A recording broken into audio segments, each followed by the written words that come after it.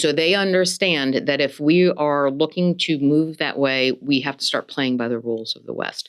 So in the context of working with a lot of the people who are, again, under, I'll say 30, 35, who are in this tech sector and who are now in this defense tech sector, they very much understand that for the future of Ukraine, it cannot be based on the old ways of doing things. They want to do business with the West. They understand if they are trying to sell into a military in the West, trying to sell into DOD or an MOD in Europe, that is one of the most rigorous processes you are ever going to go through because it has to do with matters of national security.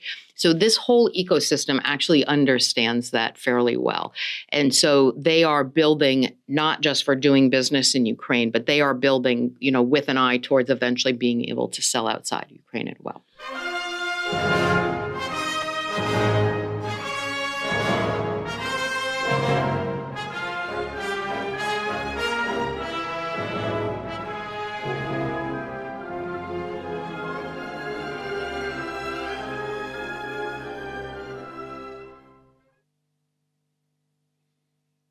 Hello and welcome. Our guest this week on The Edge is Deborah Fairlamb, and she is a venture capitalist with Green Flag Ventures here in Ukraine. It is often said that catastrophic or chaotic moments in time are really the things that drive forward new inventions and developments. And that is certainly the case in this war.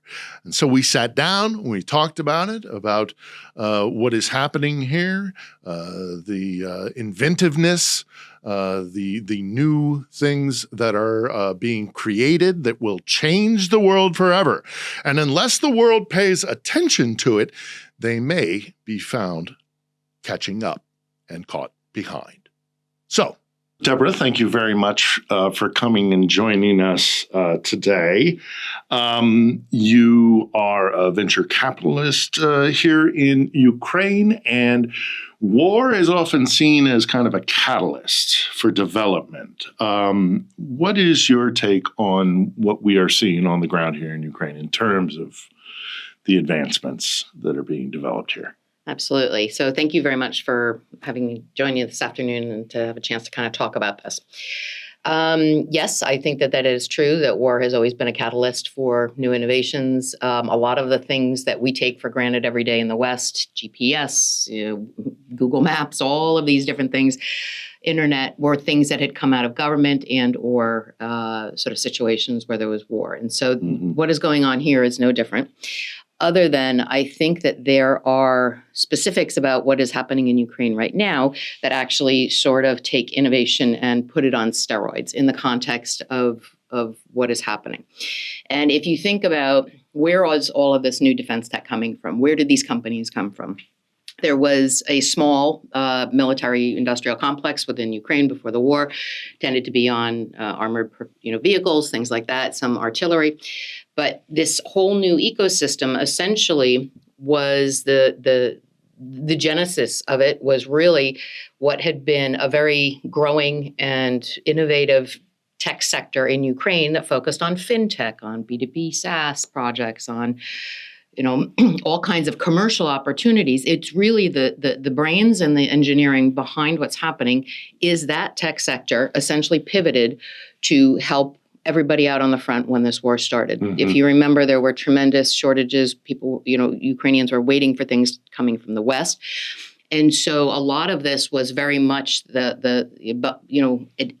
outcome of the necessity is the mother of invention, because Ukrainians needed ways to both defend themselves and to push the Russians back. And so that is sort of the catalyst. You add that then with this incredibly smart tech sector that is extraordinarily motivated to maintain sovereignty, to defend their home turf. And that is where everything is bubbled up. I think one of the really important things to understand in Ukraine that is very different from the West, normally when the West is doing procurement of military, it's a many, many, many years-long process for any kind of military kit. And it starts with, input from the Army or the military branches. It goes to the Pentagon. I'll use the U.S. for the example. And then it kind of goes through this whole procurement cycle, RFPs, and it can be many years before the thing is delivered to any particular soldier. Mm-hmm. What's happening in Ukraine is because this tech sector is working very directly and literally sometimes side by side with soldiers out on the front, and they are not building to some theoretical thing. They know what the soldiers need. And so what they are doing is building to solve problems. And because there is this literal close proximity between the technologists and the soldiers, you are able to do this incredibly fast development loop. So if somebody builds something, they send it out to the front, it fails, just like happened with Stark, which is a German company. I'm going to do a little sideline here because I really want to emphasize failure is really necessary in the context of building this stuff. Trial and error. Trial and error, right. So it's the fail, you do it again. You fail, you do it again. In the West, failure is seen as giant hand-wringing and, oh my gosh, what are we doing? Here, when you put something out, it doesn't work. You don't give up. You don't wring your hands. You just go back to the workshop.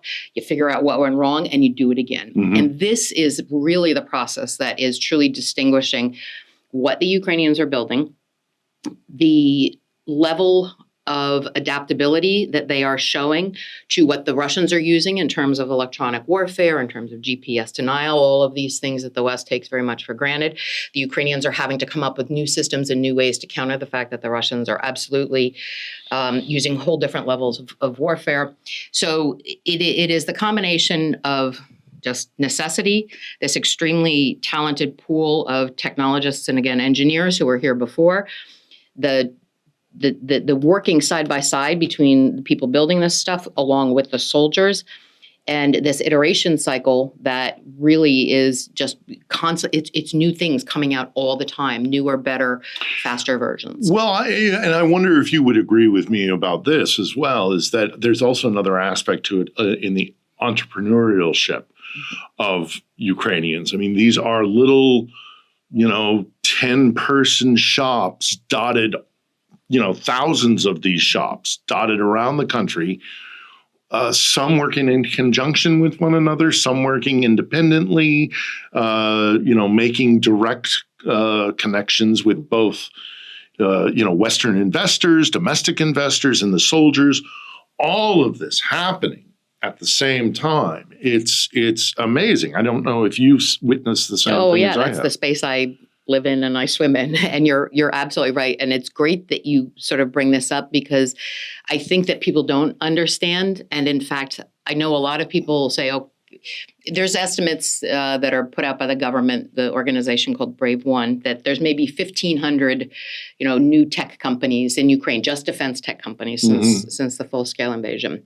And they're like, well, 1,500 companies, how can they all be efficient? And how is this all working? And the answer is they are not all building to grow and to, go out to become Silicon Valley, the next darling out there. There's a lot of different motivations. So there's a lot of companies, and exactly to your point, sometimes they're not even companies, they're teams.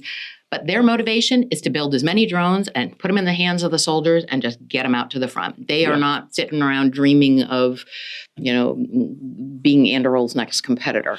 You got a 3D printer. Exactly. You got a guy who does, app work, who does the kind of the IT angle of it, and you just produce. No, you do. And it's how Ukraine went from 0 drones to, 500,000 and then to 2 million. And we are now, pushing 4 million drones. And a lot of them are these little FPVs, but these are what are so critical in terms of the front, the contact on the front line. There's other companies that are doing bigger fixed wing drones. There are some that are doing rotor drones, but they're much bigger and they're used for logistics and for dropping stuff off. There's, quad or 6 or 8 copter drones that are going for longer distance surveillance and reconnaissance. So there is no single Ukrainian drone. It is actually this vast spectrum of unmanned vehicles that are being created for different purposes with different needs. Some of them are very small distance usage. Some that are causing some of the havoc deep within Russia, within the oil refineries, are going thousands of kilometers. Or they're innovating in terms of keeping a link to the drone. Absolutely, they're repeater drones. The repeater drones and the fiber optic drones and it is a competitive thing between the Russians. They find a countermeasure, the Ukrainians find a way to circumvent them, and then they find a countermeasure to circumvent that, and it's a continuous thing. But I do see something in Ukraine about their inventiveness. What do you think it is about these? Is it just because it's necessity? They're at a time of war, or is there something unique about Ukrainians that they are so adaptable and so creative? So you want my personal crazy theory? Yes, I do. Yeah, absolutely. I think, honestly, it has to actually... So first of all, if you look back through history, there's actually a tremendous amount of creativity within Ukrainian culture, in the language, in the storytelling, in the music, in the arts and culture. So there is, I think, absolutely a baseline of community culture that sort of is a part of the Ukrainian identity. As it pertains to this, what's happening now, there's really two pieces of it. One, if you look again back on the Soviet Union, a tremendous amount of what the Soviet Union produced actually was done in Ukraine. So I know a lot of the nuclear things were in Russia proper, but if you look at Dnipro, which was, Space City, all of these things that were in the east of Ukraine, which is where most of this fighting is now, actually was this huge industrial base for the Soviet Union. So there was a tremendous amount of technical engineering, space knowledge, motor stitch with all of the engines that they did. So Ukraine has this base and this tradition of excellence in education as it pertains to many of these things that are underlying. Then you add on top of that, and here's where my crazy theory comes in, is that as a country that had to live through the Soviet Union, where you could not just go out and buy something off the shelf. And this was even true, for, say, the 10 years after the Soviet Union collapsed. Life in Ukraine was very difficult through the 1990s after the collapse. So there is not a tradition of, I need something, I'm going to run down to the Home Depot or over to Radio Shack, or, that was not the tradition. It was, I will build it, or I will repair it, I will fix it, I will do it myself. So there is still very much a tradition of hands-on building, taking care of, maintaining, engineering here, simply because for so long you didn't have another option other than doing it yourself. Or I know a guy down the road, he can do that for me, and I in return have an expertise that I can deliver for him. And I remember the 90s as being a really kind of chaotic period in the immediate aftermath. But there's another legacy of the Soviet Union, I contend, of the Russian Empire, and this is not to absolve Ukrainians of their agency. They have to be responsible for their own actions, but there is a problem with corruption. And as somebody coming into Ukraine, urging investment in Ukraine, one of the major concerns, I'm sure, is going to be, is my investment going to be, pocketed away and sent off to some oligarch's, mansion in the south of France? Yeah. So, boy, there's a lot of different ways to unpack that, but I will start with the fact that actually probably is one of the first questions that we generally get asked. My answer to that usually is to say, can you tell me what kind of corruption you're talking about? Because it's really important to be able to break it down, because there is a lot of different things, that could potentially fall under that bucket of corruption. And Ukraine uses the word corruption to actually encapsulate many things that in the United States we call different things. So what we would call theft, because you are in a position where you have access to things, if you take that in general, the word for that in Ukraine is corruption, but in the United States we would use the word somebody stole it. It's theft. Then there is the corruption of, pay to play. In the United States, we actually sometimes call that lobbying. Here, that is called corruption.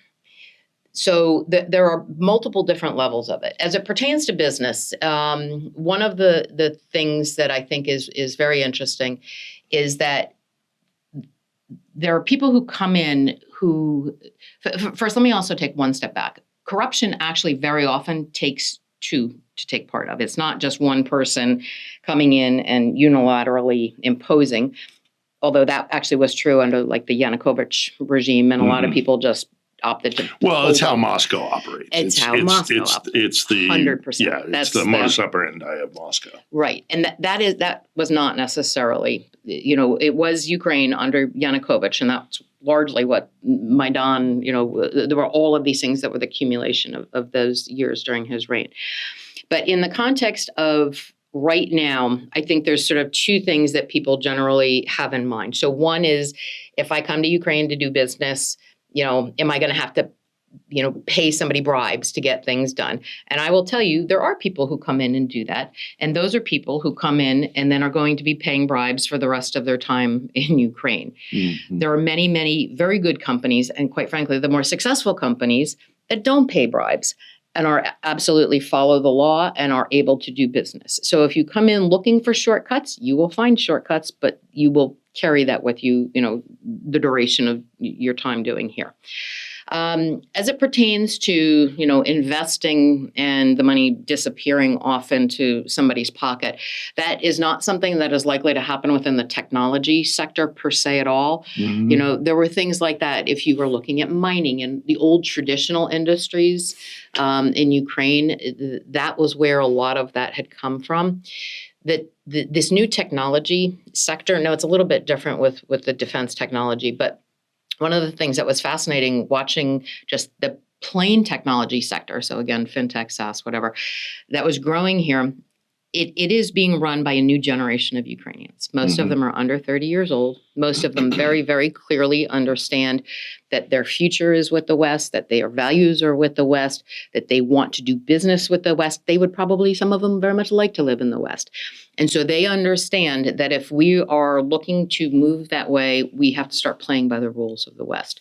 Mm-hmm. So in the context of working with a lot of the people who are, again, under, I'll say 30, 35, who are in this tech sector and who are now in this defense tech sector, they very much understand that for the future of Ukraine, it cannot be based on the old ways of doing things. They want to do business with the West. They understand if they are trying to sell into a military in the West, trying to sell into DOD or an MOD in Europe, that is one of the most rigorous processes you are ever going to go through because it has to do with matters of national security. So this whole ecosystem actually understands that fairly well. And so they are building not just for doing business in Ukraine, but they are building, with an eye towards eventually being able to sell outside Ukraine as well. And I think there is something that not only those who are participating in these sectors, but there's a general swing in Ukraine, I believe, and again, I wonder if you would respond to this with your thoughts, is that it has to count for something. This war, the tragedy, the loss, the pain, the suffering, it has to mean something. So I think I think across the board in Ukraine, Ukrainians are going, we gotta change. We have to break away from the Russian Empire and their ways, and make this loss count for something. Do you get that same impression? Boy, I don't know how anything will ever make this loss count for something. I'm having trouble reconciling that, but I do absolutely understand and agree with you that people are looking for what comes after this, and it is a strong and sovereign, economically stable Ukraine. It is a Ukraine that is aligned with or part of the European Union. One of the things that I think a lot of people forget is during these 4 years of this war, Ukraine has been going through this unbelievable expedited process for EU alignment in terms of their potential acceptance into the EU. And what that means for Ukraine is that they have had to meet very rigorous standards as laid out by the European Union for everything you can possibly imagine. That includes banking, corruption, transparency, judicial, regulations, food quality, food safety, weight loads on the highways that trucks can carry. I mean, think about all the regulations. The Ukrainians have been doing record time meeting the standards as things are laid out in the European roadmap. And so they are all working towards that. And that is very much the direction that I think everybody in Ukraine sees its future. And people do understand what it means to be part of, the bigger West and part of the European Union. And it's, I would argue absolutely Ukrainians are as equal, if not even more so, in terms of values-based, approach to Western life. But in the context of aligning with just the rules and the requirements and regulations, Ukraine has also been running full speed with that. And so that will also continue at an economic level to make Ukraine a more and more attractive place. I want to talk about some specific sectors that investors can look at. But before I do, with what you just said, is now the time to be investing in Ukraine? I've been investing in Ukraine for a long time, but our fund has been we launched our fund 2 years ago in October of 2023. And we saw this opportunity back then because it was very, very clear at that point that there was something extraordinary happening if you were here on the ground, it's very clear to see. So yes, it is absolutely the time in the context of defense tech. And there seems to have been this funny tipping point where all of a sudden both the United States and Europe have sort of started waking up and understanding what is happening here. And it's for slightly different reasons. Within the United States, the Trump administration has started talking about the need for drones. And so there are more and more partnerships and connections that are being forged at this moment between the U.S. I think Europe really woke up when the drones and planes started flying. There were drones in Poland and then up through the Nordics. There were 4 nights ago, Brussels airport shut down because there were drones. Last night there was drones over one of the nuclear facilities. I may have been Germany. The Europeans are waking up because the Russians are sending drones. They're test drones. They're probe drones. We are making you. Can I curse? Yeah. Really fucking nervous drones, because that's the point of what they are trying to do. They are putting the Europeans on the back feet, and the Europeans have not yet figured out how they're going to respond. There's a lot of nice talk and, greatly distressing words of unhappiness, but in the context of that's not how you deal with the Russians. And so part of the interest coming out of Europe now and looking to the Ukrainians is very much the defense. And what have the Ukrainians developed to defend against the Russian drones, incursions, things like that.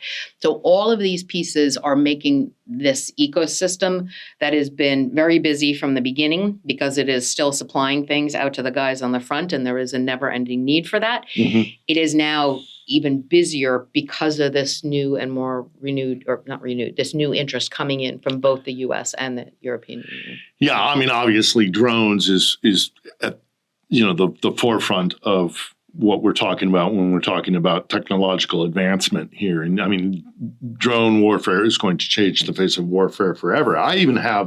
We even spoke to a drone producer here on the show one time who said, we're now so far down the road in development that we're selling off our surplus from a prior generation of drones to our European partners because we're beyond that now. Yeah. We're what we're using on the front line in Ukraine, the older generation stuff doesn't work. So we'll sell those to you, get a profit, bring it back, develop that in more R&D.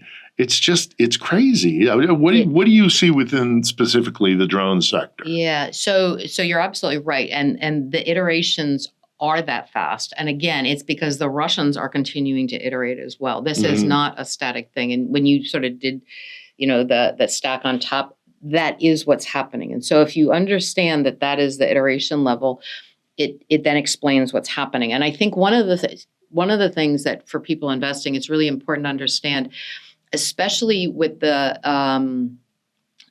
rotor drones or the ones that are not really the long-range strike drones. The way the speed of iteration calls for these drones to be produced and utilized in a way that is a little bit unusual for the West. So what this means is that when, say, the Pentagon orders drones, what they are doing is they're calling, whoever and saying, we want a drone that does this, fixed Lockheed wing. Martin, Exactly. Raytheon. They're buying like a closed system. So it will come delivered out of the package, shiny. All you have to do is like push go for the soldiers. That approach actually is not going to work anymore because the speed of iteration, and it's largely in the software, in the electronic warfare, so the need to swap out antennas, the need to actually change the chipboards. All of these things are happening in Ukraine on the front.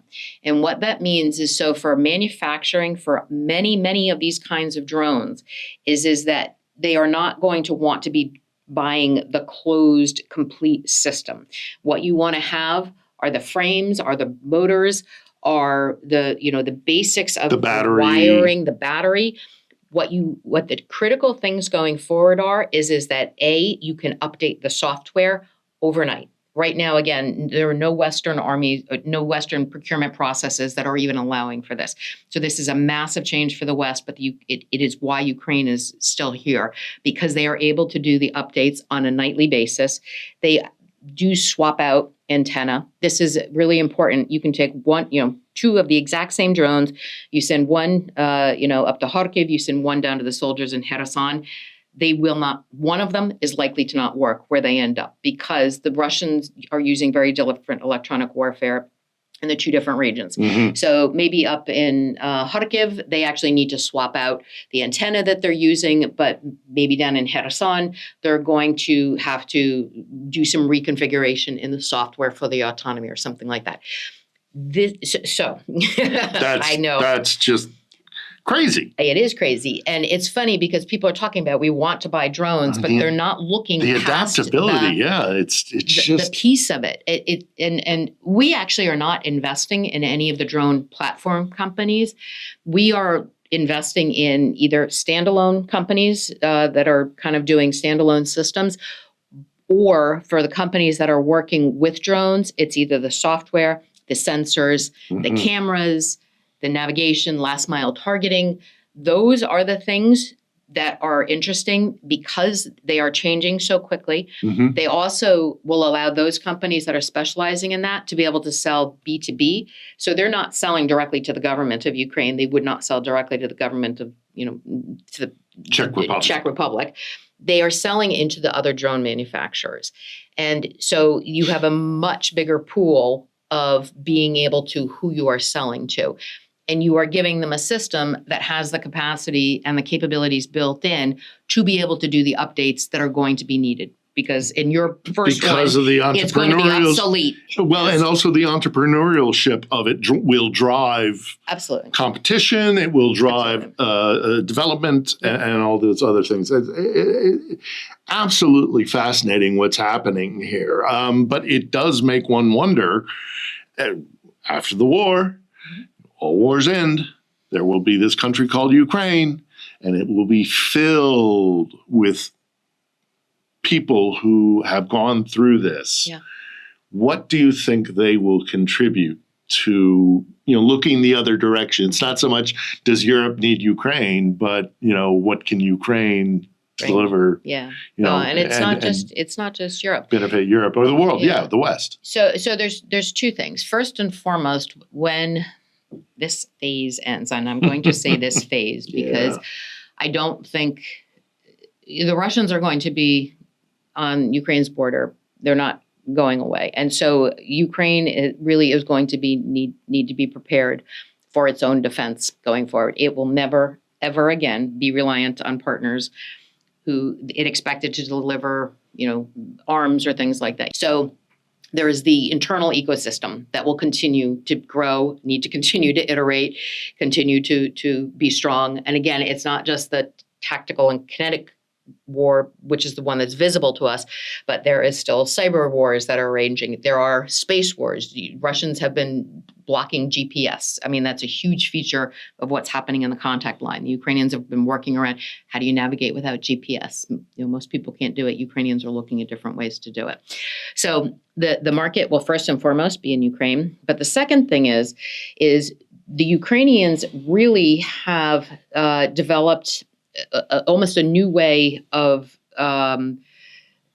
it's almost like it's a totally new defense tech class. And by that, what I mean is that they have now figured out all of these ways to fight very effectively that are mass produced, that are inexpensive, that are very high tech, but that can be updated. And the fact that they have now, been able to show that this new technology here is able to take out warships. It is able to take out all of the big tanks. There are no tanks being built anywhere in the world that can withstand, 4 to 5 FPV kamikaze hits. They can't. So the old machinery of war that included all the APVs and all the tanks, and artillery still has its place. But a lot of the old kit of war is not going to stand up to this new fast iterated, fast produced, inexpensive war, type of military kit. There is a tremendous asymmetry that has already happened. And it has not sunk in the West, but it really needs to. Because if you look at just this theater, they call it the European theater.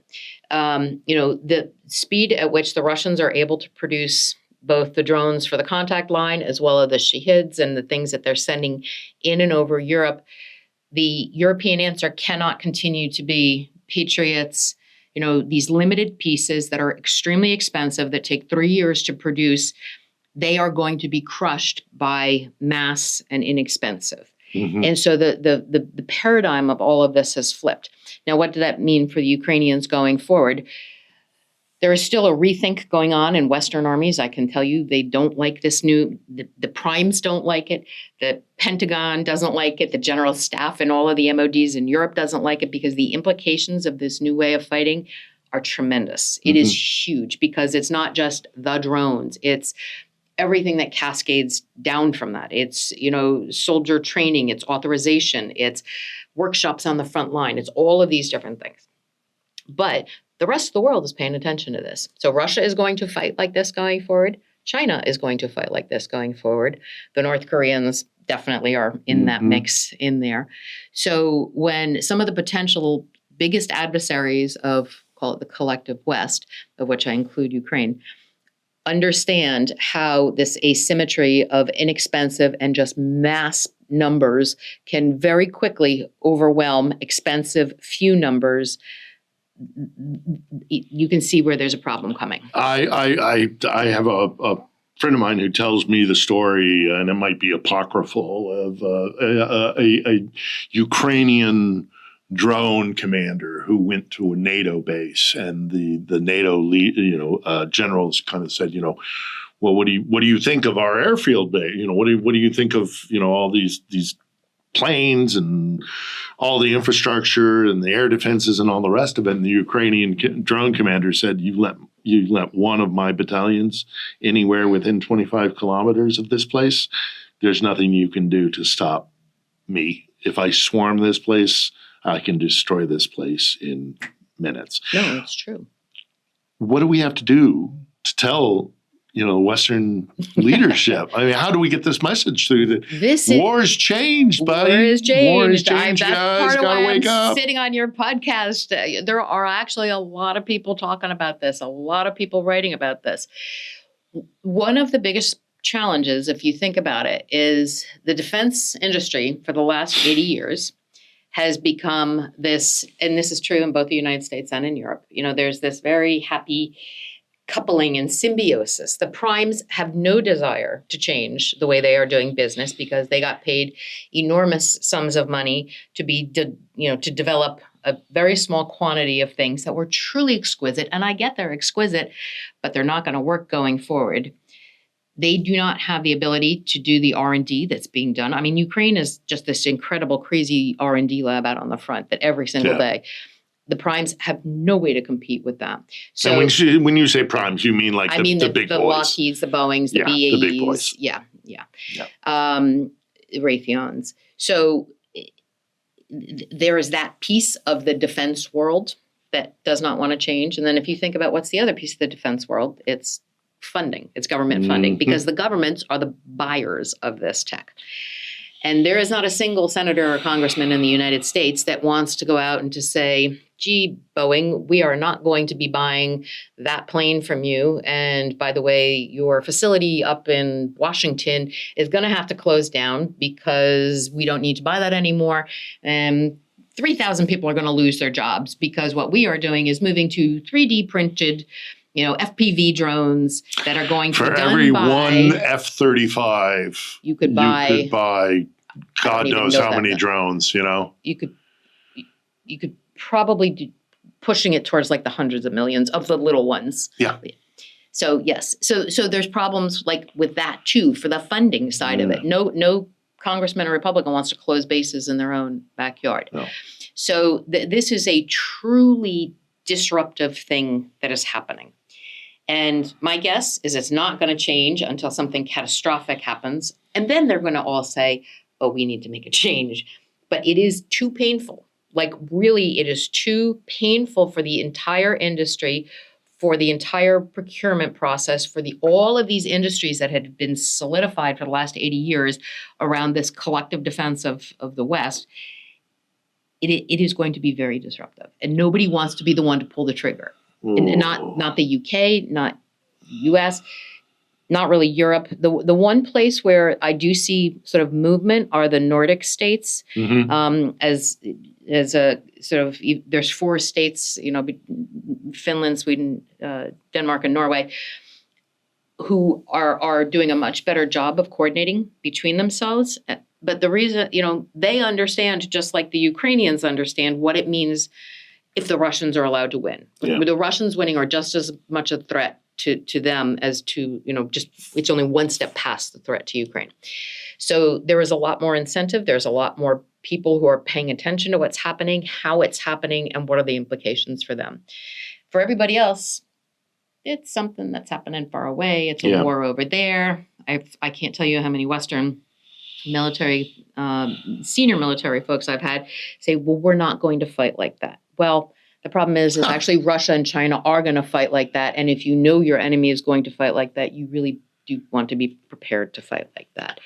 The other great... It's just, especially the Americans, of course, because we have our oceans, and our oceans are always going to protect us, so we can, and it's just, that's not, I don't know. I mean, it's why you say that's why you've come on, but it's also why we partly created the show, is because the West has to wake up to the very real threat from Russia. And a big part of that threat is this innovation in warfare. And it's so disappointing to hear that it's basically just entrenchment. Yeah.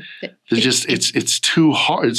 You want us to stop building F-35s, but we have all these. You want us to stop building Abrams, but we have all these orders, and and when it comes to security, we've got to chuck that idea out. Boy, that is incredibly and distressing. Just one thing: it's not that there is not a place for tanks, and there is not a place for the aircraft. There absolutely is, but the tanks are no longer your front of in terms of order of battlefield operations. You're not sending the tanks out first. You're sending the drones. The tanks are actually only coming in behind. Aircraft is still extremely important, and I would say that is probably one of the areas that has been less sort of impacted in some ways, and the aircraft are still very important, but they can't build them fast enough. They are not going to be able to build the numbers. Ukrainians are taking down, Russian fighter jets on a very regular basis. So you just have look to what understand. and then naval activity as well. I mean, look what they've done down in Crimea using sea drones. Yeah. They've forced multi-million-dollar high cost platforms. The Black Sea Fleet is now cornered over in the corner, over on the far eastern banks of the sea because it's about 33% smaller than when it started. And Ukraine doesn't even have a navy, and it doesn't have a navy. Ukraine has a coast guard, not a navy, but they have those drones. And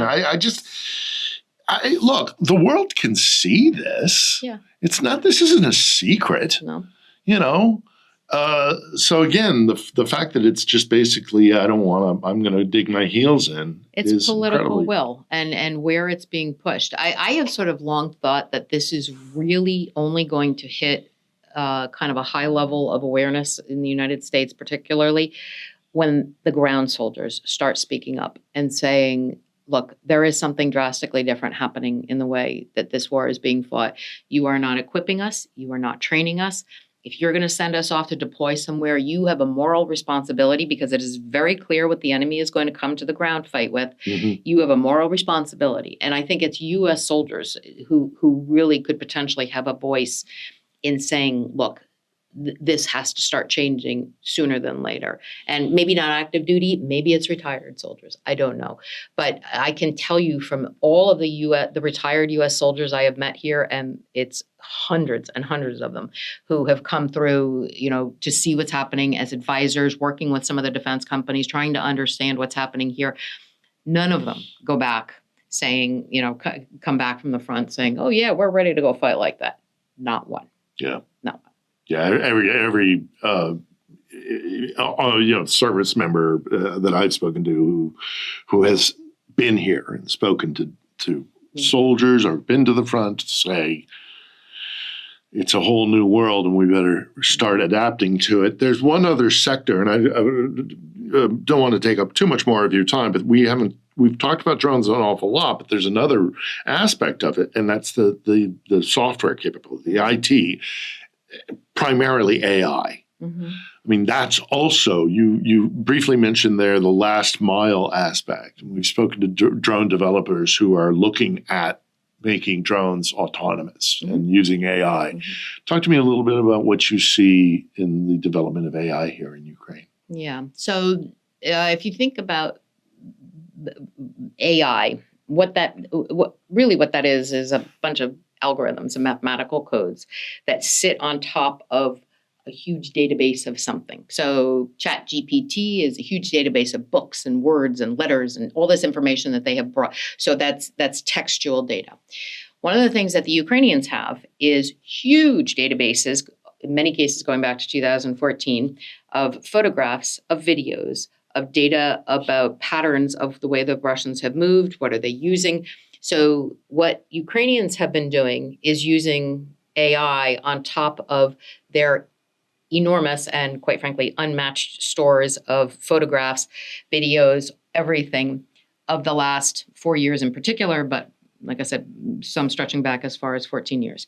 So what that does is the software that is being developed here that is using AI to be able to help fly these drones when there is no radio communication, when there is no GPS, and to help, with some of the targeting decisions, things like that. What they are doing is they are training this AI on hundreds of millions of photographs of what do, the Russian tanks look like? What are the patterns that you are looking for in the movements? What do the planes, all of these different things. And you are training these machines to understand what the targets are.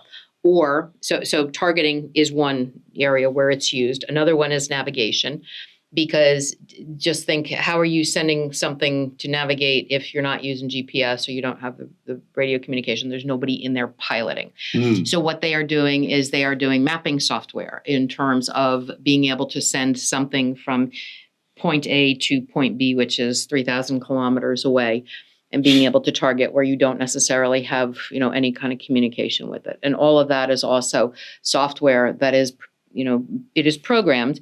There's also very often cameras that are able to ping down, check where the drone is, then it sends that image back up, and the software is trying to reconcile and saying, okay, I think it's here. That photo is there. Is this correct? Do I need to course adjust?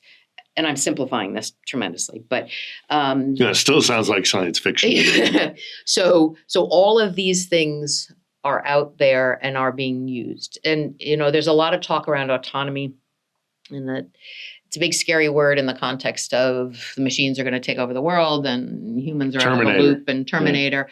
Yeah. Skynet. That's right. I don't think we're there yet. We're not. I'm not. That's not keeping me up at night at this point yet.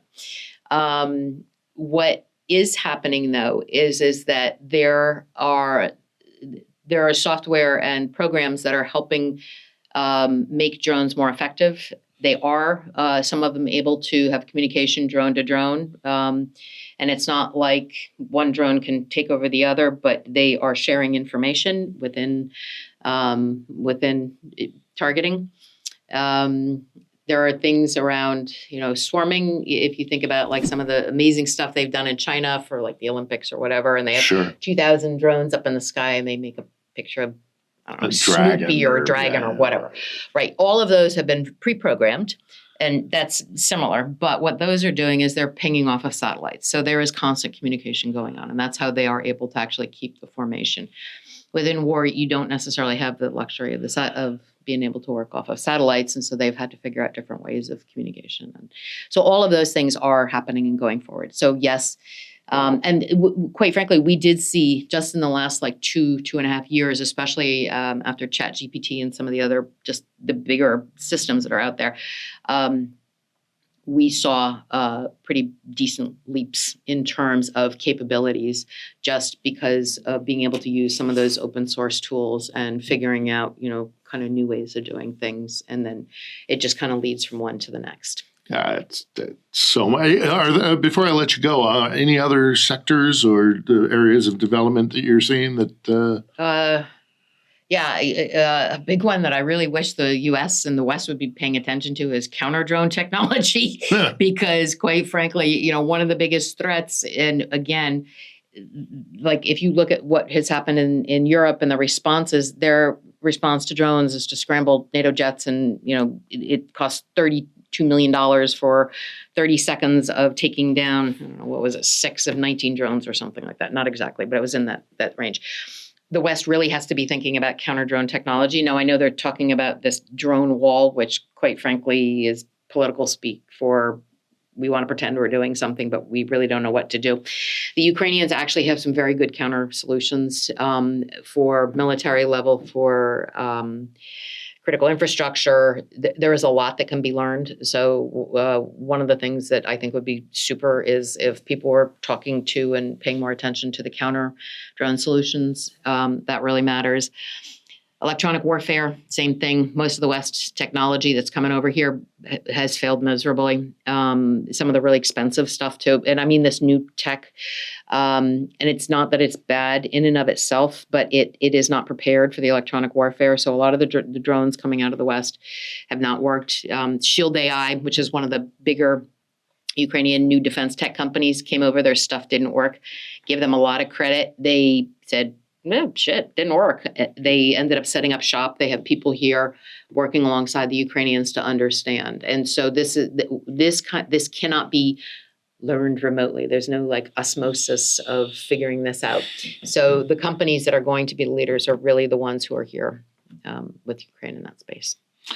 So it's just a matter of get here. Get over here. Absolutely. Get over here. Get involved. There is. The one of the biggest things that this ecosystem has lacked from the beginning, and we've talked about this, is capital. And this was even true before the full-scale invasion. The tech sector here pre-war, it pretty much knew that if it wanted, any kind of investment, it would have to go outside to find capital and then, work towards its market. It's still a constraint here. And so there are... it is something that definitely has the opportunity. And in the context of also, it is not just this ecosystem. There are things that are being built in the United States. There are other ecosystems out there to look at. But if you are looking at defense tech, you just really do want to understand, what is the reality of how this war is being fought, and what is the reality of whatever this tech is promising. It's a brand new world, and it's war has changed forever here, and I've seen it. I've spoken to Ukrainian soldiers. So, Deborah, thanks very much for coming in and chatting with us today. I take everything that you have said to heart because I've seen it myself too. And if the West doesn't wake up and really look at what's happening here, then all of our aircraft carriers and all of our fancy kit. It's a little bit scary. So here's a note to end on. One of the first people I met at a UAV conference was actually a guy who was from the Navy. I said, what in the world is a procurement officer from the Navy doing at a UAV conference in Poland? And he said, the thing that keeps me up at night are swarms of drones coming in because we have no way to stop it. Yeah. And that was more than 2 years ago. We better wake up. All right. Thank you. Thanks very much, Sam. Thanks. It was a nice chat. Thank you very much. Thank you.